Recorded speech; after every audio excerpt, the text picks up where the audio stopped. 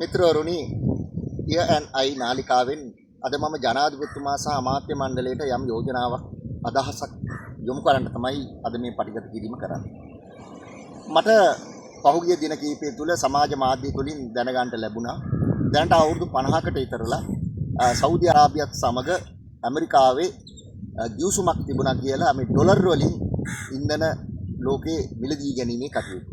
ඒක මේ පහුගිය දින කිහිපය තුළ ඒ ඩොලර් ගිවිසුම අවසන් වුණා කියලා දැනගන්න තියෙනවා. ඒක ඉතින් ආයෙ දැන් විවිධ අදහස් යනවා. මැද පිරිතික රටවල් චීනයේ යුවාන් වලින්, ජපාන් යෙන් වලින්, රූබල් වලින් ඒ විවිධ මුදල් වලින් තමන්ගේ තෙල් අලවි කටයුතු කරන්නට යනවාය කියලා. හැබැයි ඒක ඇත්තද නැත්තද සෞදි අරාබියේම තීරණයකට ඇවිල්ලා තියෙනවද කිසි දෙයක් මම දන්නේ නැහැ. යම් විදියකින් අපි හිතමු අපි උපකල්පනය කරමු සෞදි අරාබිය වෙනි තීරණයක් ගත්තොත් ඇමරිකාව මොන විදියකට ඒකට ප්‍රතිචාර දක්වයිද? එහෙම වුණොත් අපිට කෙසේ වේවිද? අපේ ආනයන අපනයන තත්ත්වයන්ට කොහොම සිදු වෙයිද?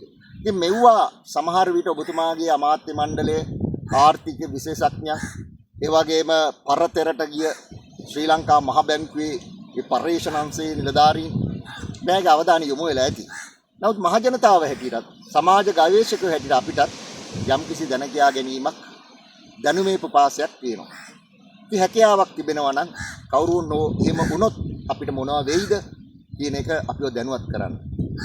මොකද අපිත් ලෝකයේ විවිධ රටවලට යනවා.